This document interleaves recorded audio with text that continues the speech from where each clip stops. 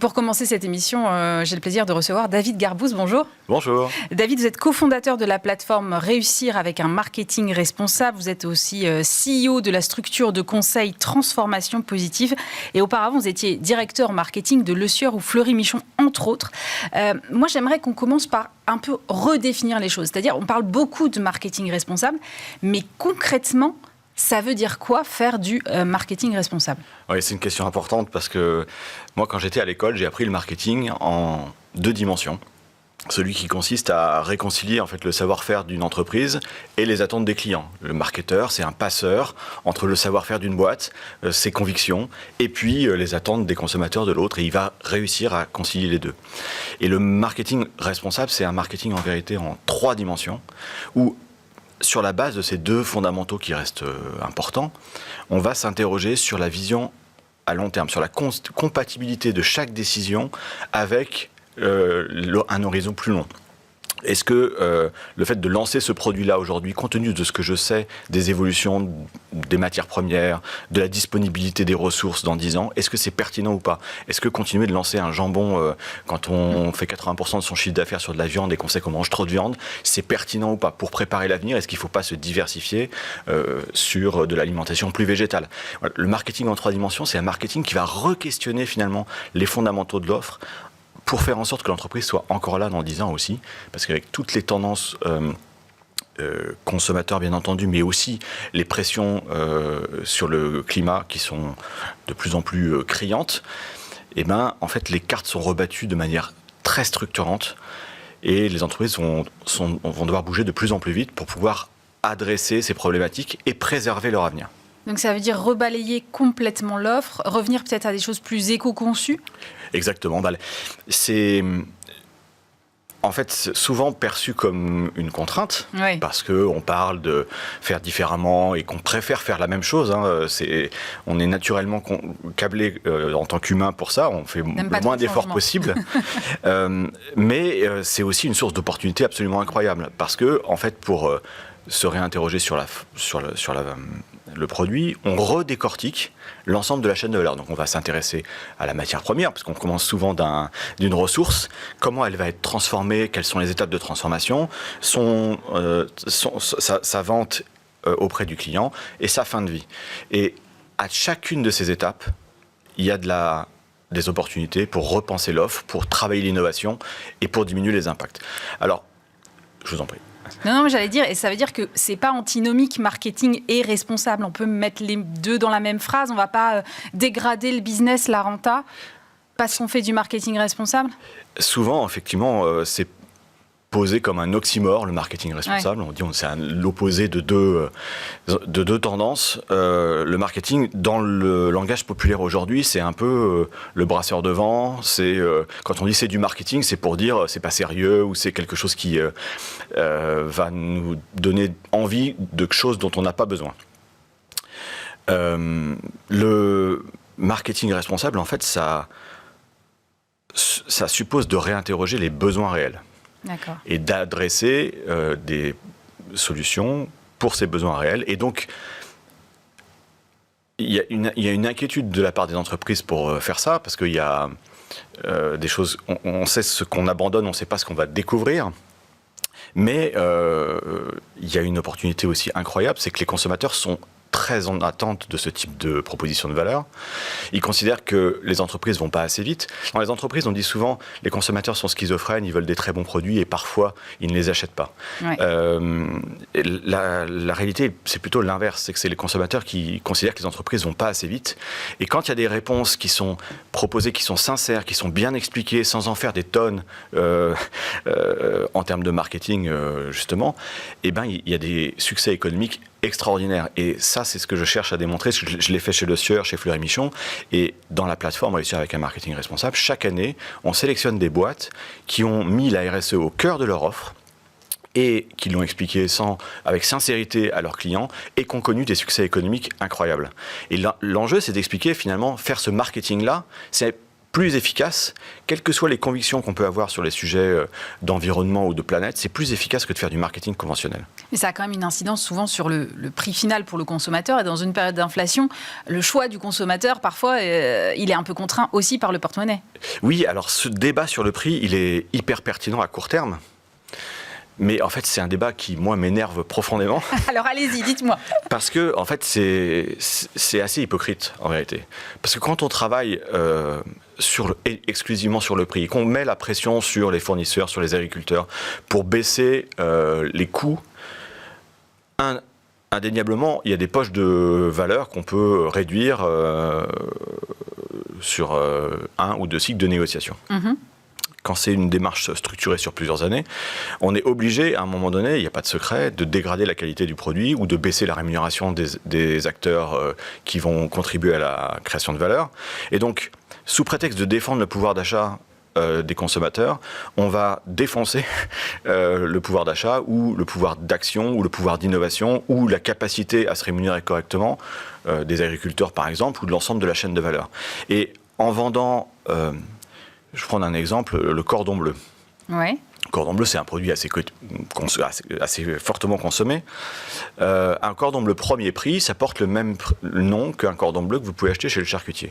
Un cordon bleu chez le charcutier, vous allez avoir une belle tranche de jambon, du fromage, de la panure et une escalope de veau. Bon, c'est la définition que vous avez dans un livre de cuisine. Quand vous achetez un cordon bleu premier prix, il est beaucoup moins cher que celui qui est vendu en charcuterie, pas uniquement parce que les marges sont moins fortes, mais parce qu'on a remplacé le fromage par de l'huile hydrogénée, parce qu'on a remplacé, on a mis de la fécule de pomme de terre à la place du jambon et on utilise plein d'additifs pour réagglomérer tout ça. Ouais, donc ça porte le même nom, c'est moins cher. Effectivement, parce qu'on a trouvé des astuces et la créativité humaine est inouïe dans ce registre. Mais en fait, ceux qui achètent ce produit-là ont l'impression de faire une affaire, mais en fait, ils achètent un produit qui n'a pas les vertus nutritives et ils sont punis deux fois. En fait, ils vont payer pas cher et payer pour le traitement de leur future maladie. On fait payer à la communauté globale, au système de santé, au système de traitement des eaux, les conséquences de ce qu'on ne veut pas traiter à la source, en fait. Quand on fait de l'agriculture intensive et qu'il y a des pollutions... des sols, par exemple. Des sols, exactement. Ouais. C'est un coût qui est supporté par l'ensemble des citoyens, par vous, par moi, sur la feuille d'impôt. Uniquement sur le sujet de la santé, il y a un chiffre qui a été donné par le ministère de la Santé, 40 milliards d'euros qui sont dépensés chaque année par la collectivité en France pour traiter les maladies cardiovasculaires, toutes les maladies de civilisation qu'on appelle obésité, diabète, etc. 40 milliards d'euros. Il y a une partie de ces 40 milliards d'euros qui est due à la mauvaise qualité de l'alimentation. Il y a une autre partie qui est due au manque d'exercice physique. Il faut faire les deux.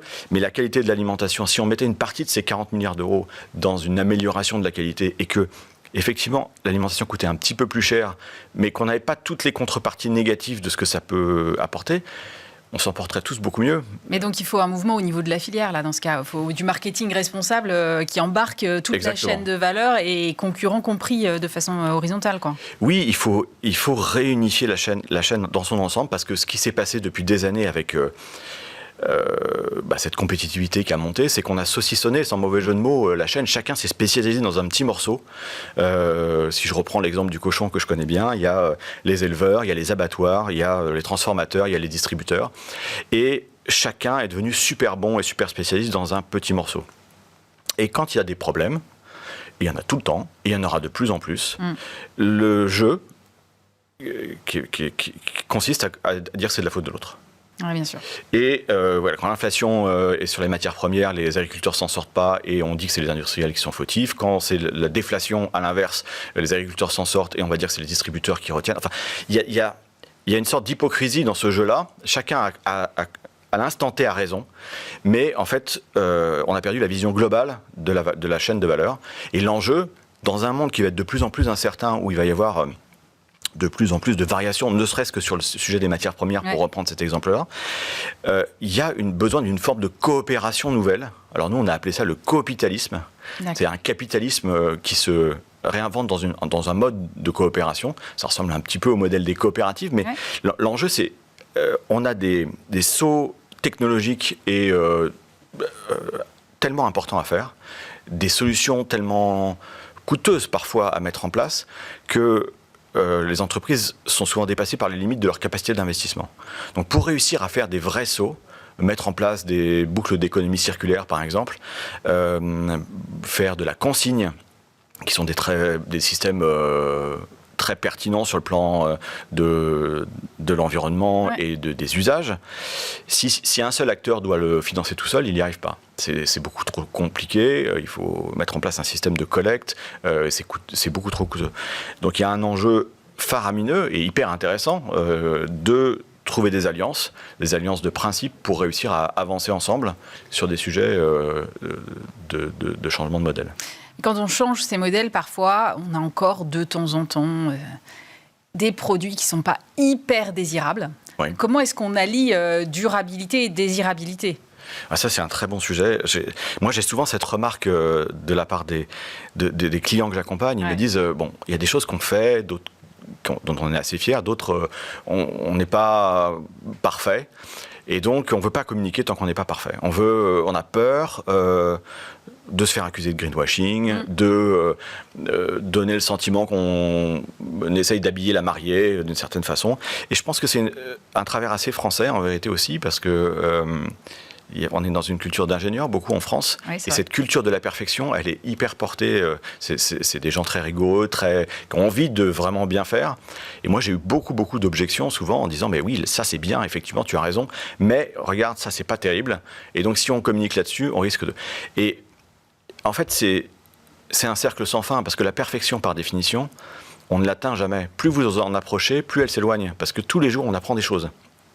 Tous les jours, on apprend des choses nouvelles. Donc la perfection, on ne l'atteint jamais. Et donc si on part de ce postulat qu'il faut attendre d'être parfait pour sortir du bois, pour communiquer, pour raconter son histoire, on ne fait rien. Et on se fait complètement dépasser par la concurrence. Et on alimente la défiance des consommateurs. Parce qu'un silence d'une marque, ça veut dire elle est plutôt coupable. Donc moi, je travaille beaucoup dans les accompagnements pour dire... certes, vous n'êtes pas parfait, personne n'est parfait, moi je ne suis pas parfait, malheureusement la nature est ainsi faite. Mais il y a une partie de votre travail qui est remarquable. Et ça, je sais assez bien le détecter, j'appelle ça les pépites. Il y a dans toutes les boîtes, il y a des pépites qui ont été hyper bien développées par des équipes qui avaient envie d'essayer des choses nouvelles. Alors parfois ça a été des succès, parfois on n'aura pas donné la possibilité d'aller jusqu'au bout, mais c'est de l'or. Moi, quand j'arrive dans une boîte, je vois ça, ça me saute aux yeux et c'est fascinant.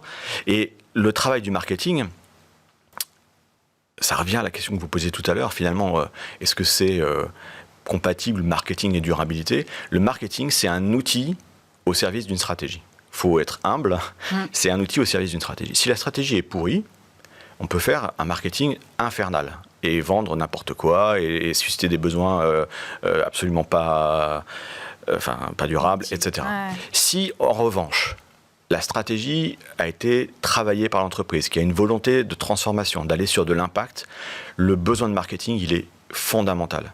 Parce que le travail de restructuration qui va être fait en interne, les risques qui vont être pris en interne, les nouvelles offres qui vont arriver, si elles ne sont pas portées auprès des consommateurs, l'entreprise, elle vit H24 avec son produit, avec son offre, on y pense tous les jours. Les consommateurs, c'est pas leur quotidien. Donc il faut être capable de leur porter à leur connaissance ces innovations, leur raconter l'histoire, pas en leur disant, regardez, on a tout compris, on a sauvé la planète parce qu'on a lancé tel produit, mais en faisant une communication à la mesure de l'enjeu, en disant voilà, ce sujet nous paraît important, voilà ce qu'on a fait sur ce sujet-là. L'ensemble de notre offre n'est pas à ce niveau, mais on tend vers ça. Et si ça vous parle, vous, consommateurs, en l'achetant, vous nous aidez à aller plus loin. Ce type de communication, moi aussi, à l'école, on m'a appris en communication à raconter que j'étais le plus beau et le plus fort. C'était vrai il y a 20 ans. Aujourd'hui, c'est absolument pas crédible à l'heure des réseaux sociaux. Quelqu'un qui arrête pas de dire qu'il est beau et qu'il est fort, on a un moment envie de lui dire arrête de t'écouter. Et c'est pareil pour une marque. Donc il y a des formes de communication adaptées à l'époque aujourd'hui où les consommateurs, si on leur dit à 20h30 sur TF1 regarde comme je suis beau, il y a 80% du message qui passe complètement à côté.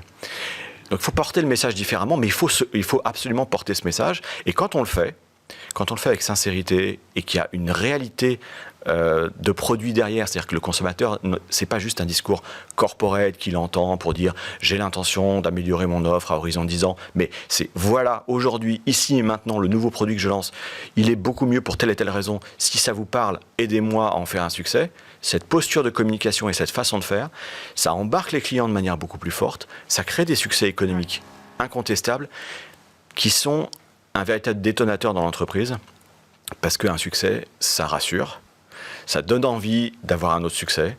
Et si le succès il a été créé grâce à une boucle de responsabilité RSE, eh ben, ça crée une nouvelle habitude dans l'entreprise. Et moi, j'essaye d'instiller ce type de petits virus. Il y en a beaucoup qui traînent en ce moment, mais c'est un virus positif, voilà, qui permet de se dire finalement, on a une autre voie de succès.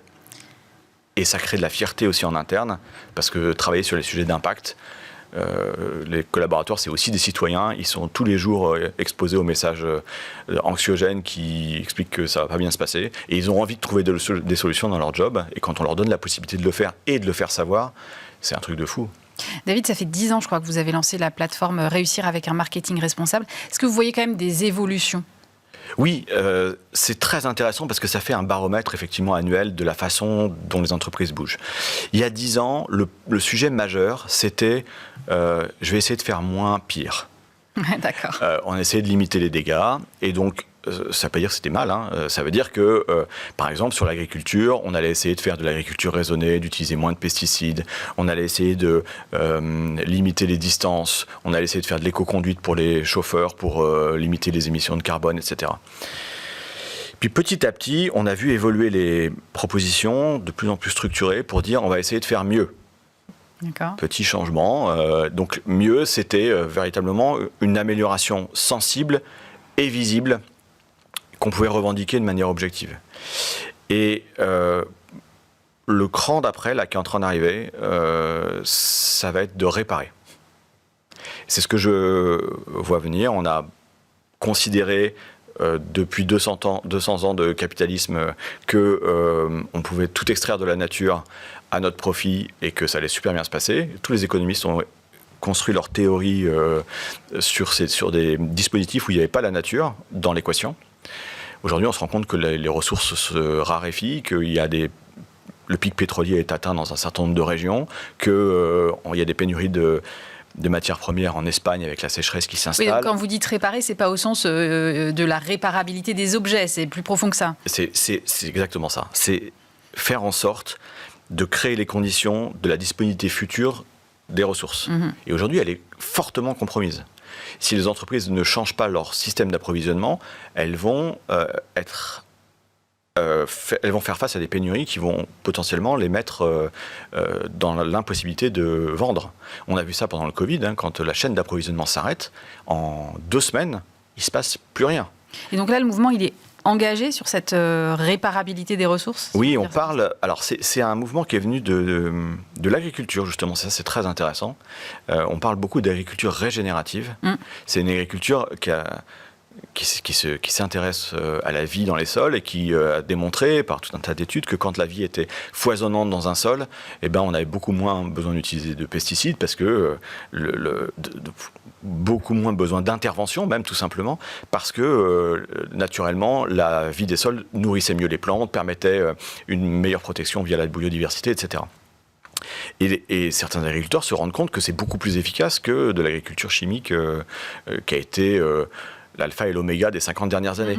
Et donc, il y a une appétence pour ça, des preuves de concept qui sont en train de sortir, et puis des entreprises qui se rendent compte que sur certains territoires, on sait que, notamment aux États-Unis, dans la Corn Belt, il y a certains territoires où on sait que dans 3 ou 4 ans, on ne pourra plus rien récolter parce que le sol est tellement appauvri, ouais. Ça crée des tempêtes de poussière, etc.